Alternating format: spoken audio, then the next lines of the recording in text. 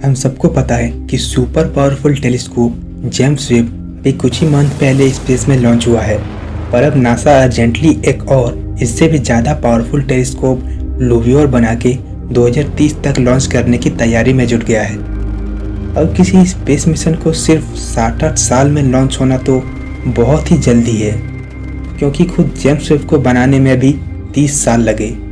अब सवाल ये है कि नासा को इतनी जल्दी क्यों है? जेम्स वेब ने स्पेस में ऐसा क्या देख लिया?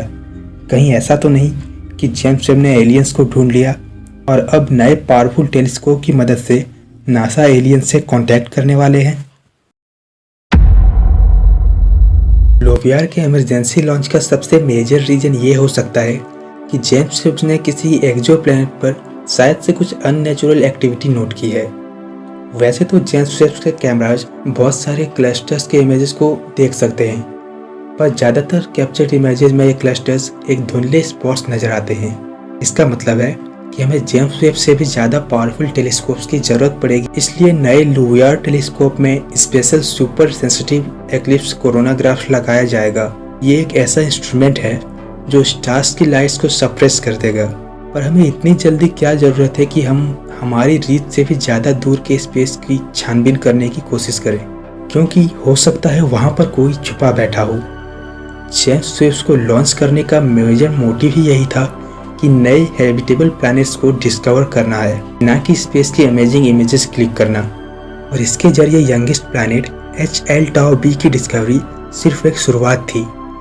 इसलिए आज हमने करीब 5000 एक्सोप्लैनेट्स को डिटेक्ट किया है और ऐसा लगता है कि इनमें से कुछ में अभी कोई अनयूजुअल और अनएक्सप्लेनेबल एक्टिविटी हो रही है।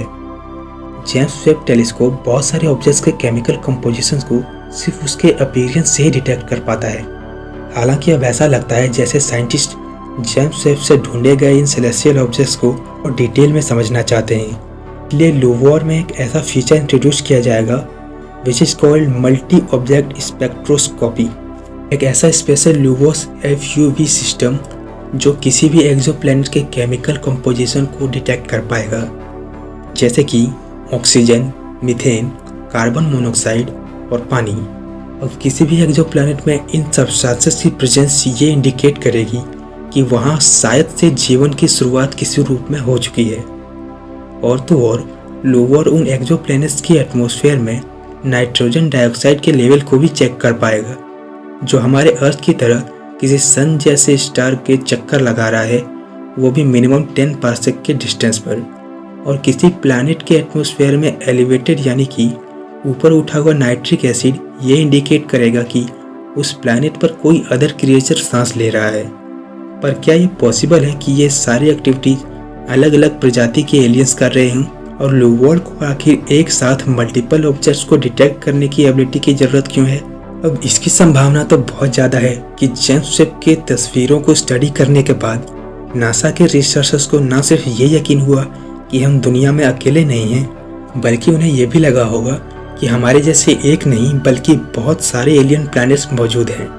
For example, planetary geophysicist Amy Barr और जियोलॉजिस्ट रोजर क्लार्क ये बिलीव करते हैं कि 50 पृथ्वी जैसे एक्सोप्लैनेट्स में से कम 28 में लाइफ मौजूद है। और एक्सपर्ट्स का ये भी मानना है कि वो अदर लाइफ किसी प्रोटोजोन या सिंगल सेल्ड ऑर्गेनिज्म की नहीं, बल्कि हमसे भी ज़्यादा डेवलप्ड स्पीसीज की हो सकती है। इसलिए साइंटिस्ट लुवियोर में एक ऐसा सिस्टम डेवलप कर रहे हैं जो सेवरल प्लैनेट्स का डाटा एक साथ रिकॉर्ड कर पाए। पर एलियन सिग्नल्स को ढूंढने के लिए लुवियोर में अलग से डिवाइसेस क्यों लगाए जाएंगे, जबकि इससे पहले किसी भी स्पेसक्राफ्ट में ऐसे फंक्शंस नहीं थे? तो कुछ ही वक्त पहले नासा साइंटिस्ट रवि कुमार कोपारप्पू ने अपनी स्टडी में दिखाया कि नाइट्रोजन डाइऑक्साइड के एब्जॉर्प्शन फीचर्स को अल्ट्रावायलेट ऑप्टिकल इंफ्रारेड प्रोब से डिटेक्ट किया जा सकता है। और ऐसा ही कुछ नासा लुवियोर में इंस्टॉल करने जा रही है। अगर ये नया टेलीस्कोप जेम्स वेब के ढूंढे गए नए एक्सोप्लैनेट्स के एटमॉस्फेयर में नाइट्रोजन डाइऑक्साइड को डिटेक्ट करने में सफल हो पाई, और स्पेशली अगर इस गैस का लेवल रफली अर्थ के जितना ही रहा, तो इसके चांसेस बहुत ज़्यादा होंगे कि मानव जाति यूनिवर्स में एक नए सिविलाइजेशन के एग्जिस्टेंस को ढूंढ पाएगी। और तो और लुवियोर न्यू टेक्नो सिग्नेचर्स यानी कि किसी न्यू और एडवांस टेक्नोलॉजीज के इफेक्ट्स को महसूस करके उसे ढूंढ पाएगा। पर ज़रूरी तो नहीं कि जैसे हमने टेक्नोलॉजी के साथ जीना सीख लिया वैसे ही वो लोग भी खुद को टेक्नोलॉजिकली डेवलप कर चुके हों। हो सकता है कि वो लोग अभी भी स्टोन एज में जी रहे हों। इस केस में तो लूवर को कोई टेक्नो सिग्नेचर नहीं मिल पाएगा। बट व्हाट इफ अगर वो लोग इतने एडवांस हो चुके हों कि आपस में कम्युनिकेट करना सीख गए हों। हो सकता है कि हमारा सिग्नल पाके वो हम पे ही अटैक करने आ जाएं। आगे क्या होगा ये किसने देखा है। पर एक बात तो है, नासा हमसे कुछ तो छिपा रहा है। आपको क्या लगता है हमें कमेंट करके ज़रूर बताएं।